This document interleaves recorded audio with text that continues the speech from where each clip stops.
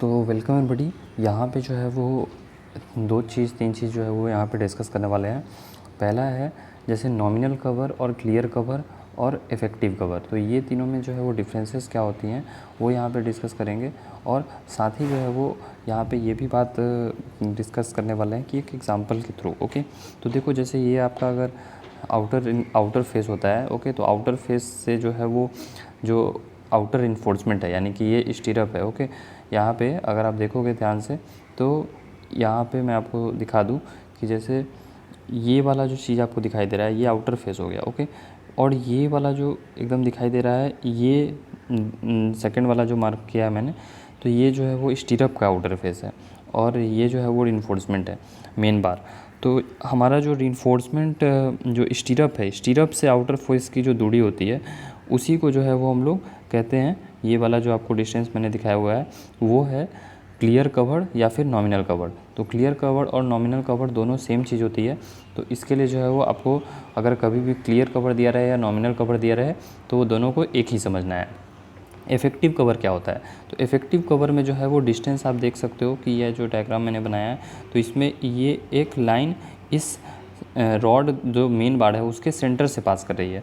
तो आप देखो कि यहाँ पे जो है वो यहाँ पे अगर मैं clear cover plus dia of stirrup ले लूँ, प्लस डाया ऑफ स्टीरअप और plus half of the dia of main bar, इन तीनों को ऐड कर दूँ तो मेरा जो है वो डी डैश का वैल्यू, और डी डैश जो है वो यहाँ पे इफ़ेक्टिव कवर है तो इफ़ेक्टिव कवर का वैल्यू निकल जाएगा। तो डी डैश जो है वो अगर मुझे निकालना है इफ़ेक्टिव कवर, तो इफ़ेक्टिव कवर के लिए मुझे क्लियर कवर प्लस स्टीरअप का कवर, स्टीरअप का जो है वो डाया और प्लस मेन बार का डाया, मुझे मेन बार का डाया बाई हाफ करना पड़ेगा। तो ऐसे जो है वो मेरा इफ़ेक्टिव कवर जो है वो आ जाएगा डी डैश। और इफ़ेक्टिव डेप्थ क्या होता है? तो इफ़ेक्टिव डेप्थ जो है वो जो ओवरऑल डेप्थ होता है उसमें से अगर ये सपोज़ कि अगर बीम होता या कॉलम होता तो ऊपर से जो डिस्टेंस आपको दिखाई दे रही है ना यहाँ से, तो ये अगर बीम है, अगर ये सपोज़ कि बीम होता तो इसमें इफ़ेक्टिव डेप्थ जो है वो हमारा capital D minus D dash हो जाता। ओके, तो वही यहाँ पे जो है वो लिखा गया है, इफ़ेक्टिव डेप्थ जो है वो capital D minus D dash. तो ऐसा ही कुछ जो है वो एक एग्जांपल लिया है मैंने कि अगर ओवरऑल डेप्थ 500 है और विड्थ 350 है, तो जैसे इसमें जो है वो अगर मुझे इफ़ेक्टिव डेप्थ पूछा जाएगा तो मैं पहले जो है वो ये 500 माइनस इफ़ेक्टिव कवर को माइनस कर दूंगा तो ऐसे आ जाएगा। ओके, सो और देखो यहाँ पे अब IS 456 में पढ़ोगे तो यहाँ पे जो है वो नॉमिनल रीइंफोर्समेंट के रिगार्डिंग जो है वो चीज़ें दी गई हुई हैं। आप चाहे तो इसको वीडियो पॉज करके पढ़ सकते हो।